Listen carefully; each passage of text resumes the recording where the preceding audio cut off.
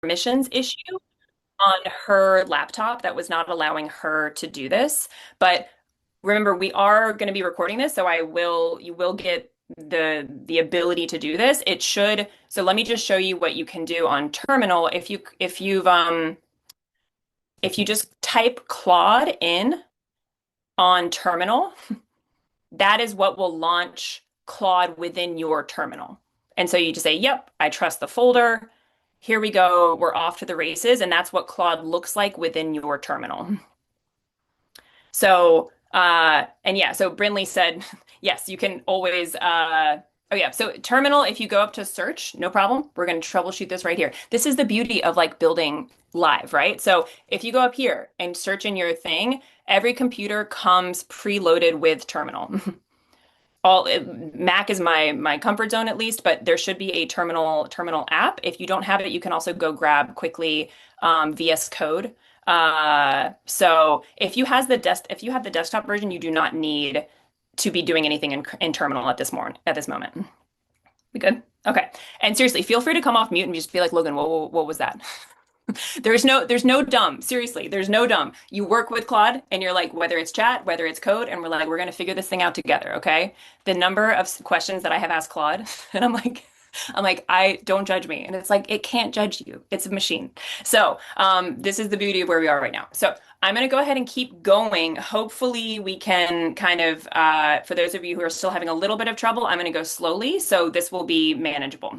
Okay, so what I've done here is you can see that I have selected this Bloom starter pack. So this is what you would have gotten in your email. There are 4 files inside, and that's a small amount of files that we're going to be working with Claude today, but that's okay because we're just getting started. My Claude Code folder is massive.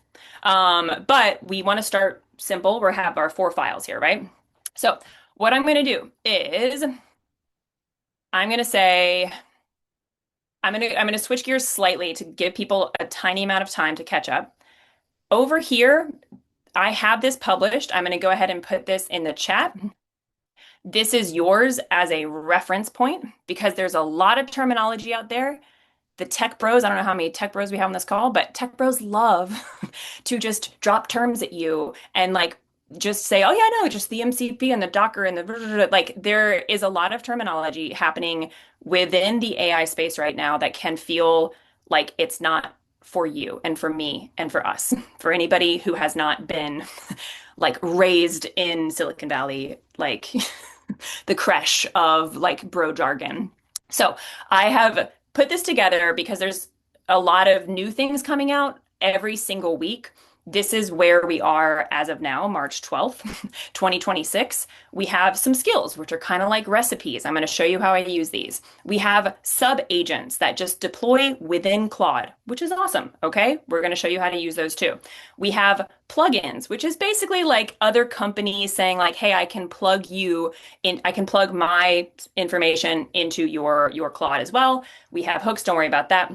But what I want to show you here is that Claude can connect to your knowledge base and your where you keep your stuff. It can be Google Drive, it can be Obsidian, it can be Notion. The idea here is that you keep your stuff in one central kind of like repository, and then you're building your processes on top of that.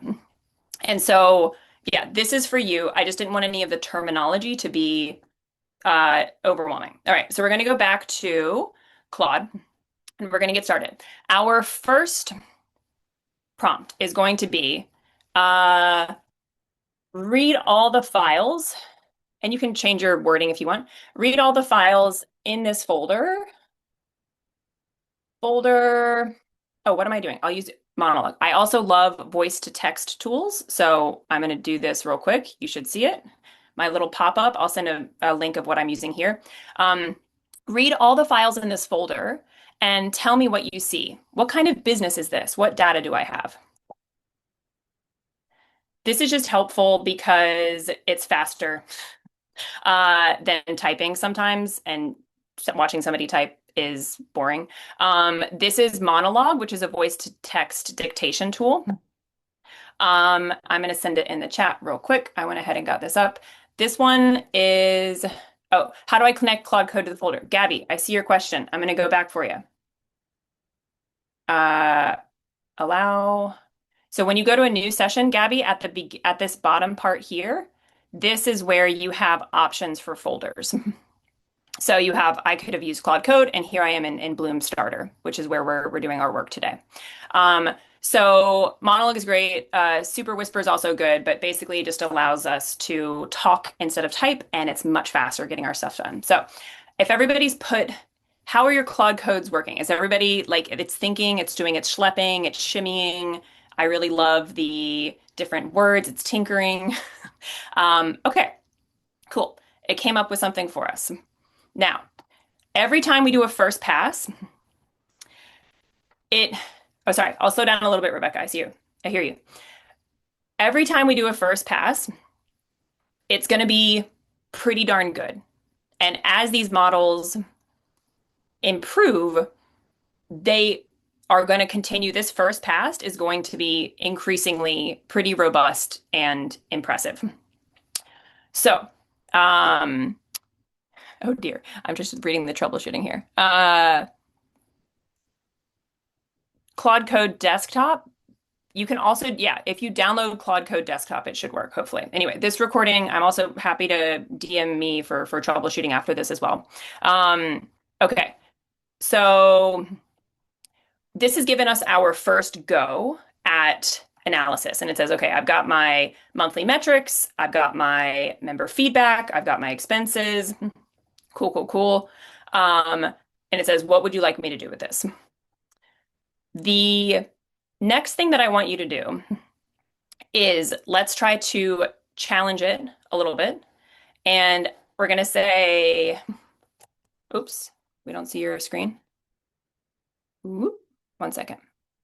It didn't give you the extensive analysis. Interesting. So this is where Claude Code, can everybody still see my screen, by the way? Somebody said We they can can't still screen. see your screen. Okay, Yeah. perfect. Thank And you. remember, we are going to do like I feel like you can spend the entire time troubleshooting, but we are going Yeah, to yeah, do yeah. Okay, yeah, thank you. Yeah. minutes I'm of like trying Q&A to at keep an eye the on end. things. Okay, thank you. Okay, so remember, these machines are the LLMs are non-deterministic, so meaning they are not going to give the same output every single time. So your answers will probably be different than my answers here, which is why this is an incredibly iterative process. We are going back and forth and back and forth. We are not saying, "Oh, cool, that looks great. That's probably all it can do," because that's where we're only seeing like the tip of the iceberg of what Claude Code can do for us. So we say, "All right, what do we want to do with this?" I want you, we can type in our thing. We say, build me a simple HTML page that shows two charts. And I'll copy paste this instruction set into the chat as well so that you can just copy paste for yourselves. Um, and this is the next, okay, the next instruction that shows two charts. Actually, why am I not just pasting it in here for myself? Okay. So as that is loading, Claude is writing HTML with chart.js, which is a charting library. We don't even necessarily need to know that because you don't have to specify any of the technical tools that it is going to use to get you what you want here. It's going to do it the way that it wants to, which is sometimes good, sometimes really impressive, but we're just going to see what it comes up with for us. So sometimes you have to do your permissions. Cool, cool, cool. And what it's going to do is open this HTML chart in my browser for me once it loads. So, oh, here we go. Fairly basic, right? I would give this like a C, perhaps. But like, hey, we have a chart that is working and it's interesting.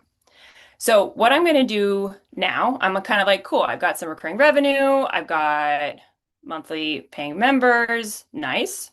What should I do next? All right, it says that it's done.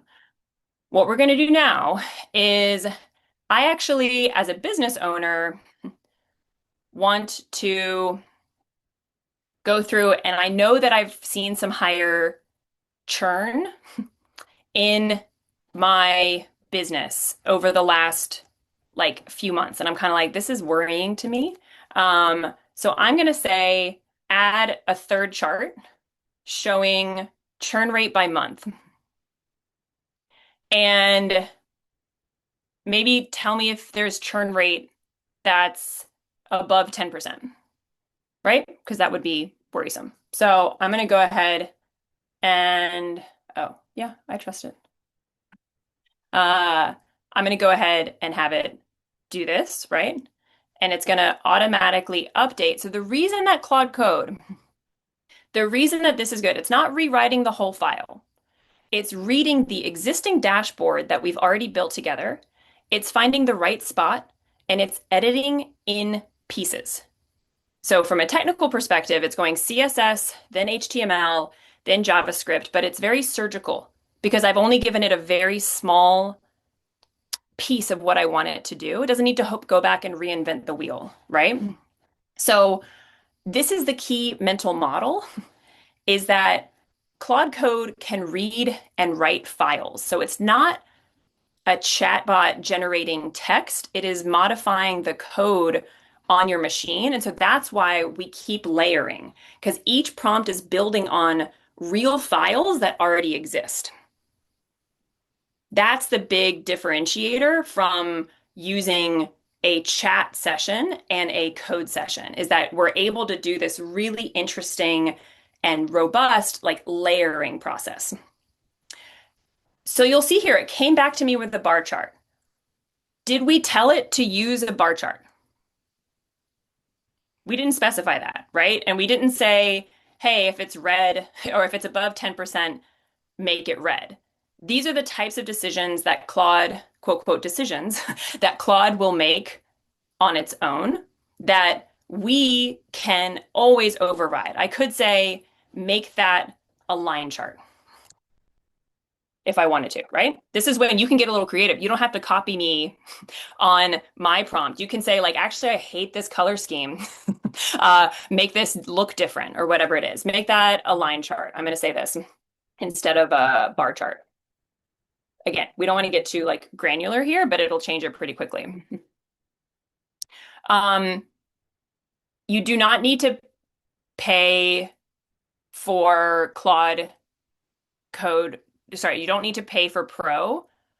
You will hit your usage limits very quickly in the free version, though. Um, okay. Ooh, nice. Yeah. Opus is the way to go. It does burn your credits more quickly, but okay, cool. I kind of like that better. I hate bar charts. So, so what we're gonna do now is if I'm looking at this, I'm like, okay, cool. Does this give me information? Yes. But it went from, okay, everything's great, everything's coming up and to the right, to, oh, wait, we dug down a little bit deeper into our data and we actually see a bit more detail here. And so what I want to do is kind of like zoom in on that using the data that it already has, right? So I'm going to paste in my next prompt. If you see pieces of this that you're more curious about, you could obviously dig deeper on a different part of this, right? But what I'm going to say is like, actually, I have some member feedback, which is in this folder that we've given it. I have some member feedback. Can you help me shed some light on what happened with this churn session, right? What happened in December, essentially. So I am pointing Claude to a different file, to the feedback CSV, right? It already has the metrics in context. So now it's cross-referencing two data sources in one prompt. And this is something that you can't do in ChatGPT because it has persistent file access, essentially. It read those CSVs earlier, they're still in context. So when I say what's driving this, it is able to pull the numbers and the feedback without re-uploading anything. So, okay, cool. And it's already giving me its analysis, saying it has three distinct drivers. There's a structural 3-month problem that compounds it. Let me add it to this. Okay, cool. I'm curious what it's going to come back with. So the idea overall is that anytime you have a dashboard, and this is for any business problem or any like, personal workflows, you have your quantitative, which doesn't always tell you what to do. And you have your qualitative, which can sometimes feel like anecdotal, right? And so where this gets really interesting and really powerful is when you have those two together and you start to have a feedback loop that you build like slowly over time. Remember, this is just where we're getting started with this. This is not a, oh my God, let me boil the ocean and build the most complex system known to man. This is how can I start bringing in these different data sources, help me learn from myself as I'm using this tool. My favorite, I'm going to put this in the chat. My absolute favorite prompt to use with Claude Code that I do probably like once or twice a week. I actually have a scheduled for it is uh, go over our sessions and tell me where I'm not using Claude Code to the full extent of its capability. Like this alone as a self audit is really powerful because all of a sudden Claude is like, "Oh yeah, no, you're stupid. You've been using the same like 8 commands every single time. Like let me just put that into a skill." Or, "Oh, you just didn't even think about doing it in this other way that I'm perfectly capable of doing." And so this is not, this is through a lot of iteration that I have gotten to any amount of skill with Claude Code. And it's basically me learning from Claude Code and Claude Code learning from my working style, if that tracks. So this is where we just start to give it more and more context. What did it come back with on our dashboard here? Okay, it actually identified 4 categories. We have a content plateau. We've got a product ceiling that members outgrow the product. We've got year-end budgets. We're not going to pay out of pocket. Holiday disengagement. Okay. So that's interesting analysis. When I look at this though, all of a sudden I'm kind of like, "Ugh, this feels a little overwhelming to me." I might say like, can we organize this more efficiently? Like, this is too much to read.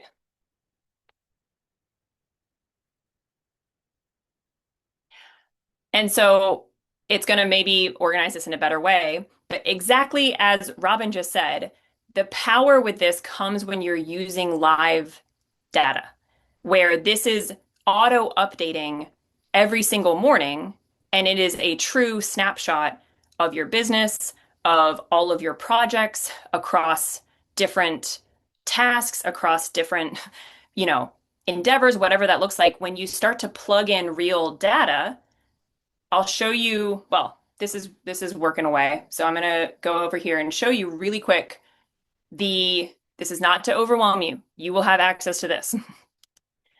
This is all of the data sources. I showed you my operating system, right? My dashboard.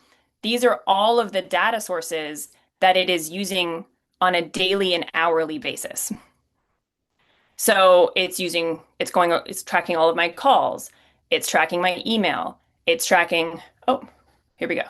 You can reference this for later, but it's tracking all of my Claude Code sessions to learn from itself, right? That's important too. This is a learning loop. It's tracking my calendar, my Apple Health, as I said. It's That's where the power of this comes through, is that it's not just here's a data file, it's here's the information as it comes in, and all of a sudden you have a ton more interesting things to do with all this information. Okay, so I actually don't love this at all. I'm going to tell Claude, like, can you give me tabs instead? Um, so I'm going to go, I am subscribing to the Pro plan. I'm actually on the Max plan because I kept using all of my credits. But I use it, as I said, for my startup, for consulting, for personal projects. I use it all of the time. So to me, the Max plan is worth it. I'm going to show you quickly while this loads where your customization options live. So I referenced earlier that you can connect your tools. So what I've just got done here is I've gone up to the customize button. This is where the live data power comes in. So I'm going to show you a few. We've got connectors. What I have connected is across here. I have Slack. I have Notion. I have Gmail, Google Drive, GitHub, Gamma, all of these things are connected to Claude Code so that I'll show you this in a minute. We're going to use Gamma to produce a deck for an investor in a minute. And it's going to be pretty cool, I promise. All right. So, great question on trust.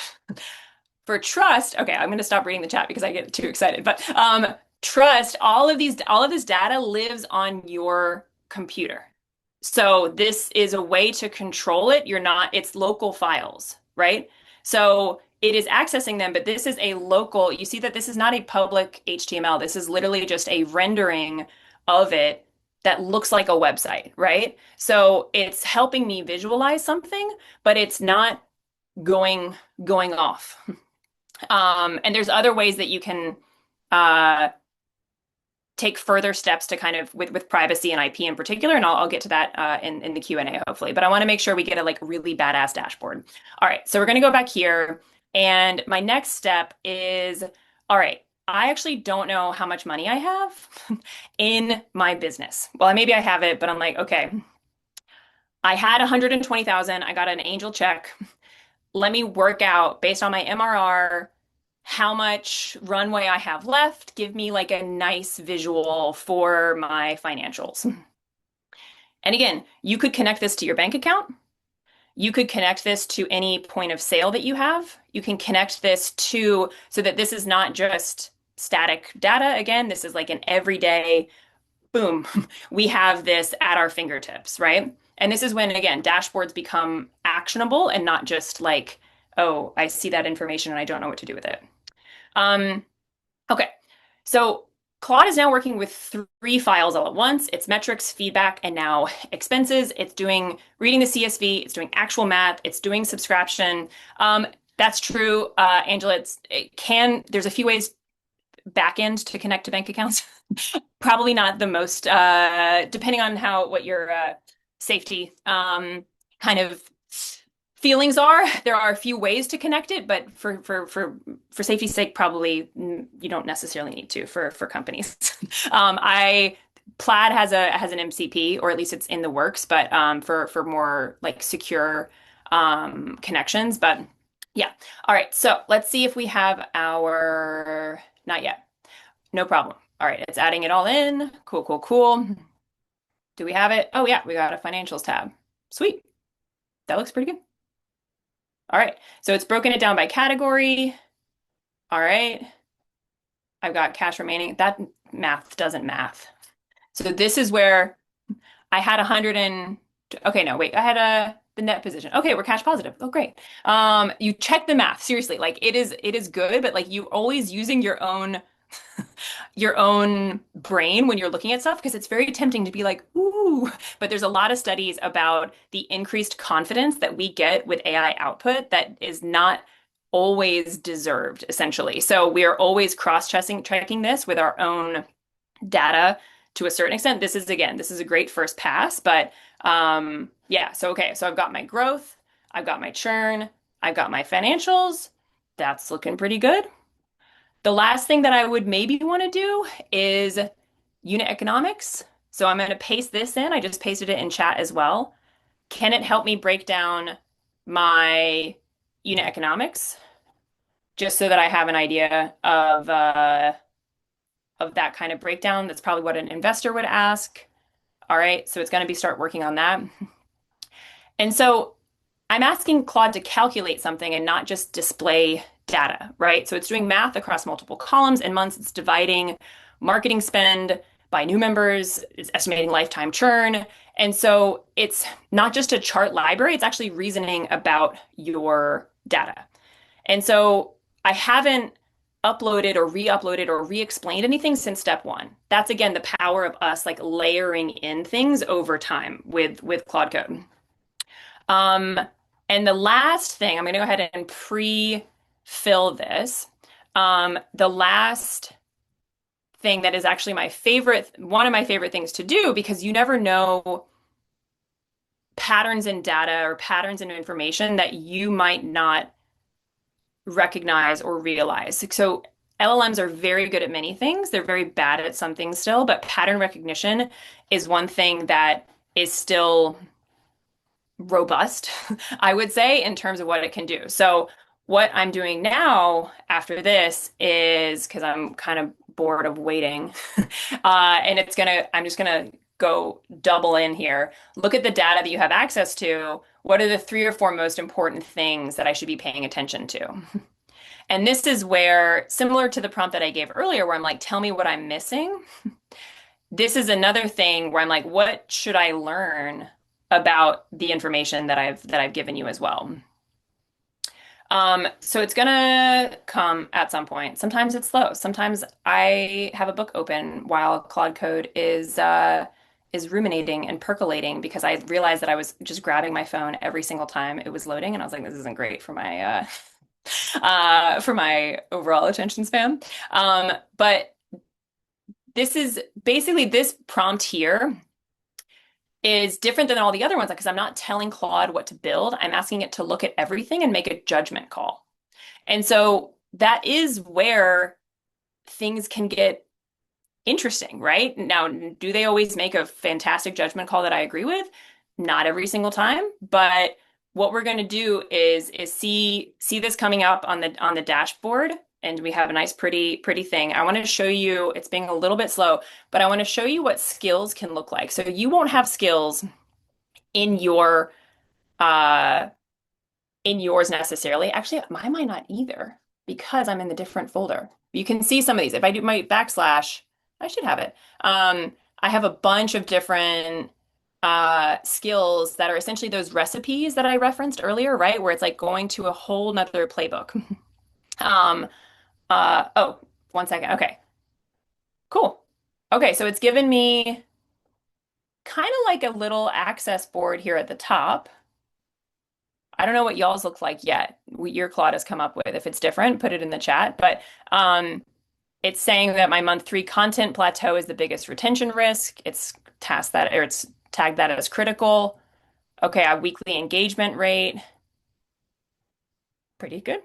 Pretty good. Again, I would cross-check this and kind of have a gut check across it, but I'm like, okay, I appreciate that.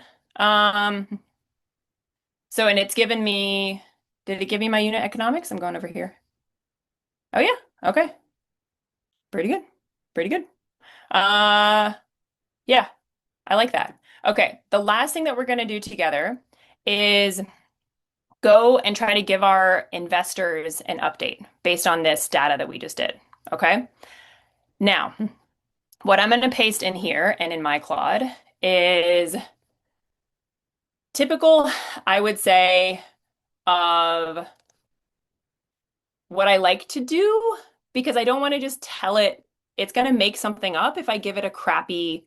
You saw I just deleted those two, right? Where it was like a win. And I'm like, I don't trust you to identify a win necessarily. So I might say, like, I want you to identify four possible wins for me.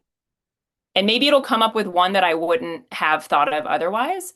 Maybe it'll come up with three that are total BS, but I'm kind of curious what it's going to say. And then it's going to say, I am going to tell you to give you like the two asks for my investors. So I'll copy paste this into the chat. Um, and then what it's going to do is because again, we don't want AI. The point here is not for AI for you to outsource all of your thinking and all of your work to send to a person whose respect and money and the relationship that you want, right? This is actually like a slippery slope that I've seen a lot of people go down of just, okay, cool, like I have this good looking output, let me just send it to somebody. And that's not, we don't want this to degrade the caliber of our relationships, if that makes sense, but we do want it to help us get to like the 70-80% mark, perhaps, of the data analysis and of the number crunching that we maybe wouldn't have had time. Maybe we can go do other things and make sure that this still looks good before we send it out, but we're not completely out. We're not just going to copy paste this and send, right? But it did do a pretty good job of what this email could look like. It's going through the key metrics, what we're seeing. Uh, it didn't ask me my what are my two investor asks, and it didn't give me my four identify poor possible wins. Okay. So you didn't see, it's different. You didn't give me the four possible. You can always push back, right? Because I asked it to identify that for me. Again, it's not a perfect system. This is why you're always looking to make sure that, like, the number of times I have to call out my Claude and be like, you didn't do what you said you were going to do. Um, and it's like, oh, right, you're sorry. And it's like gaslighting you all day long. Yeah. They were just the ones I didn't know. Okay. So then, all right, I like some of these. I want you to make a deck in Gamma based on this data for an investor. This is going to be cool. The last two things I want to leave you with, because I know we're almost at time. This flew by. This is going to make a deck in Gamma, which is a really cool tool. And what I want to envision, you to envision, is not just a catch-all investor update, meaning you're sending the same email to a whole listserv of like 50 people. What I want you to envision is when you have a better or more robust data system, and you say, oh, I talked to Paul like 3 weeks ago, one of my investors, and he was really focused on my metrics. He was so worried about my CAC to LTV ratio. And he kept hammering in on that. And I didn't have the numbers for him, and I wasn't quite sure what he necessarily wanted to see. But what I would want you to envision is an investor update that is personalized to each person receiving it based on context pulled in from calls, from emails, and say, like, hey, Paul, here is your investor update. And this is possible in theory for lots of different types of communication, right? Where it's getting you to that real personalized, like, means of communicating that feels deliberate and feels high touch, and it's high caliber too. So you're not, again, you're never just sending this off, but let's see what it got with our Gamma uh, deck. I'm genuinely like always pretty impressed by Gamma's output in general. But what, again, if you think about I'll go back to while this is loading. I don't know why it's taking so long. Like, I'll go back to this again, not to make it feel overwhelming, but when you have all of these data sources coming in, you have these processes running daily, hourly, weekly. You have memory architecture and learning layers where it's that feedback loop between you gave me an output, but I need that output with slightly tweaked for somebody else, and it can access that exact thing that it produced for you 7 weeks ago and tweak it a little bit based on this new context without you having to really give it too much instruction. That is where the possibilities really start to get super cool and super interesting. Let's see what it came up with for our deck. All right. I don't know how much of this it just like came up with. Always check. They're very good at hallucinating. But like this wouldn't take me too long now to tweak, right? I'd be triple checking everything, but just all of that from 4 files. I have an internal dashboard that I could start sharing with my team too, right? Like I could say, hey, this team, this is what we're checking every day on stand up. And I plug in the live data. And then somebody says, hey, send me a deck. And I've got something, you know, like pretty good very quickly that allows me to then go focus on the things that I want to focus on. So I'll pause there. I want to make sure, I know I went quickly. I got very excited to cram everything in here, as you can tell. But the two things that I want to send are this GitHub repo where I've kind of had it like walking through how to get started in particular. So this all of the information about like my personal operating system, how I've set up my memory architecture, memory intelligence, everything, this is all here for you guys. It does not mean that you go and ignore your friends and family for the next 6 hours and like build everything out immediately because this is an iterative process, as I said, both from a back and forth, but also as a layering in of memory and of systems. So I would start with like your, and it has all the instructions here, like your Claude MD file, right? Which is like the one thing that Claude references every time you open it up. I have phase one, phase two, phase three, phase four, trying to break it down into like usable chunks for everybody. And so all of the architecture details are in here, overview everything. So you can do that with what you will, because I'm so excited to see what people come up with. Because the whole point here is that this is unique to your workflow. I'll go back to my day thing. Like, this is for my brain. Does that make sense? Like, this is how my brain thinks. I have ADHD. So I scheduled a change. So every 4 days, this looks different. So it's like novelty seeking, right? And it's like different color schemes. And I'm like, ooh, I like using this now. So this is all so customizable to how you work, to your workflows, to how your brain works. And so the real edge here for everybody, whether you're a startup founder, whether you are a portfolio career, whatever you are doing, your edge is how good your personal operating system is. Seriously. Because that's where your knowledge and your expertise and all the value that you're creating is captured on a day-to-day basis. So I will pause there. I just really, All whew, right. coffee. Throw But yeah, that at do us. it. I've been capturing the questions on the side. And so I'm Amazing. gonna do some real live moderating of the questions and try to kind of put these in some sort of order. So let's start with really easy. Do you need to pay for Pro to use Claude Code? What plan are you on? It is so I am on the max, which is a lot of money. I'm not going to lie. It was at 200 and now it's at 250. I Mhm. literally did this 3 days ago from the $129 a month one, because I kept hitting my context, my usage tokens.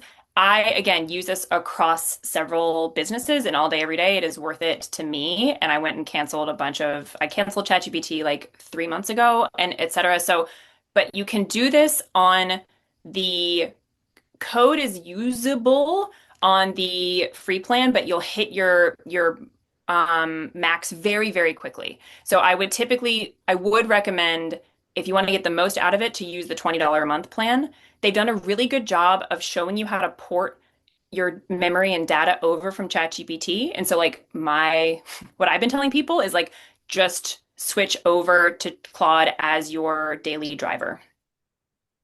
And from experience, I can say you learn how to use this in such a way that you are not just kind of burning through your credits over and over, but you get a little bit Correct. more. Okay. Um, we had a few questions around where do you troubleshoot? So are you like if you don't like what's coming back, are you troubleshooting right in the code window or are you keeping like a Claude chat open on the side? Always in chat. I'll be basically like say like, hey, that's not working. Or often I'll take screenshots and say like, this is what I'm seeing. And that I promise you within the next like 6 to 12 months, the idea of taking screenshots to show your AI how to like what you're troubleshooting will feel like a thing of the past. But like for now, it is still sometimes screenshot of like what I'm seeing and what I don't like. But yeah, it's me always in chat and just going back and forth and being like, you did a terrible job. You didn't listen to me. I'm Wait, over the let me phase just of being clarify polite. that. Because when I Mhm. talk chat, I mean like back in like Claude.ai, like the sort of like Oh, okay, okay, straightforward. okay. Yeah, you could go. I'm not going to click on my chat here just because I have like the most random questions here, but Like you're still in I'm typically still desktop. in code to do that. You can certainly give it a little bit more context and use it in chat. I just find that typically it's maybe twice as much work to tell it what you're trying to do there, whereas here it has all of the context of the workflow that you've gone through. Okay. Difference between Cursor and Claude Code. They're both good. Cursor is more programmer friendly, I would say. Like if you're working primarily with code, you can also, there's some cool complementarity between Cursor and Claude Code. I personally do not do a lot of coding myself. If I build anything, it's Claude Code building it most of the time. So I have not felt the need for Cursor. I've poked around with it a bit. You can use either one is what most people say, but having the chat functionality within Claude or chat has made it more of a one size fits all tool. We have, so one quick additional question Mhm,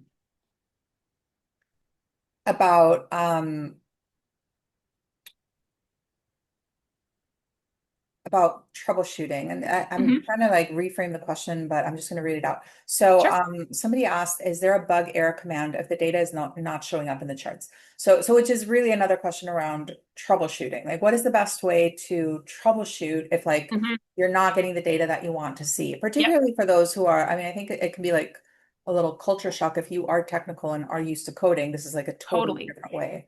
100%. This is where the skills and the connectors can really come in handy. There's a few, I'm going to try to find a few. On skills, there's whole skill marketplaces as well. You can upload a skill, you can create with Claude, you can go look for skills that other people have oh here it is, browse plugins. So there's a bunch where it's like, oh cool, like there's another whole marketplace too, but um, you can search for those, and that helps with debugging because you can just do the slash command and say like, hey, help me debug this, for example, or clean up the code. So that's where skills come in because maybe you don't literally have the skills yourself, but you can go find a skill that allows Claude to do it more quickly. That's where these feel like shortcuts because you're just like, okay, go use the one I use the most is called marketing psychology, and it's super interesting. I'm gonna find the I think it was the Vercel skill GitHub. I'll find this link and send it in the chat as well. Oh yeah, here we go. On Vercel, this is really interesting. Um, yeah, safety tips. Good question, Reggie. Don't just go willy-nilly downloading every single skill that you see because there is the possibility of prompt injection, meaning it's not entirely safe. What I typically do with my Claude, I think these are okay, basically, because they're like, somewhat publicly validated because you can see how many people like it's a little bit more of like a collective trust exercise in terms of people have used these. What you can just do though is like I typically will just tell my Claude like, hey, go look at this repo and make this yourself. Meaning I'm not going to download it or use it directly if it's not somebody like somebody that I know or somehow otherwise vetted. I'll just say like, hey, just create a version of this for us. Any tips, well, on the subject of safety, any tips for safely Mhm. granting access to your files, protecting your customers' data? Absolutely. So what we did here is you saw how we had the like that with the new session, we have this folder, right? So one of the best ways to make sure that you have very clear data guardrails up would be to keep, let's say, customer data PII scraped for sure. If you're going to download it onto like a local file, and then you're using it in a separate folder so that there's not any chance of like cross contamination, that would be a good practice. What I do generally from a security perspective is I think it's in my scheduled cron jobs.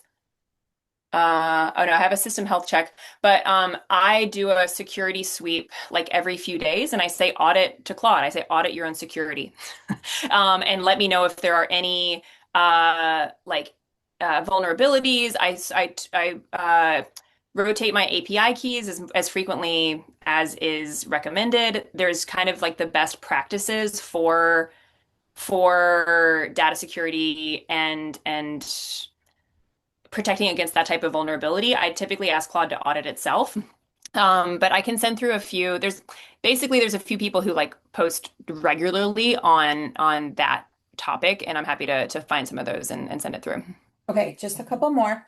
Yep. We had a bunch of different questions around how to around data and what to plug in. People specifically wanted to know if it can pull data from QuickBooks, Monday.com, Trello, and they wanted to know the question around static versus ongoing data, right? So like Hmm. if you're t having it pull data from a file, does that mean that you have to update the file locally in that folder every time that you want it, Hmm. or are you like connecting it directly to the source of data? Great questions. Okay, so I'll tackle those maybe separately. So one of the things we'll go back to our kind of cheat sheet here. So we have native integrations within Claude that Anthropic is rolling out more and more every week, right? So we've already got like the Google Calendar, the CLI for Google like just released a few days ago, basically. So we're all like, sweet. So this is like happening in real time. But so you have these official connectors that mean that you don't have to go anywhere separate for your connecting to uh, uh, outside services. So to be honest, I'm not sure about Trello, but this would be worth checking on because the other option would be to set up your own MCP. I typically use Docker.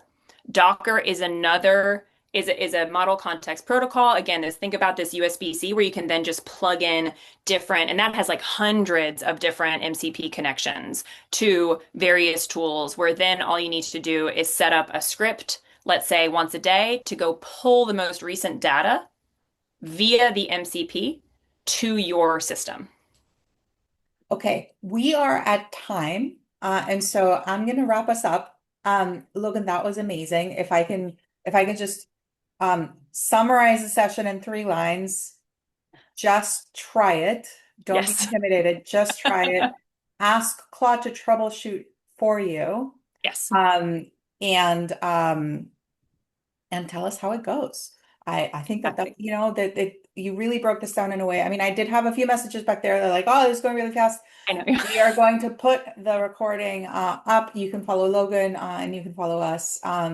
Follow-up resources, the recording resource pad, GitHub, everything will go out in an email. Look out for that. Upcoming Graham and Walker events. I'm really excited. Our next learning session is very different from this one, but with like somebody that is a true expert at this. And it is on how to build your personal brand online for founders. And I like vomit in my mouth a little every time I think about building my personal brand. But unfortunately, in 2026, we all have to think about that because if you don't build it, somebody's building it for you. So with that, um, I think that we're ready to wrap. Thank you, everybody, so much. Thank you, Logan, and Of we will see course. you all Thank very you all. soon. Feel free to DM me. Seriously, I love this stuff. So, like, show me what you built. I want to Yeah, be, show us what you yeah, built. yeah. Bye, Thank everyone. you, everyone.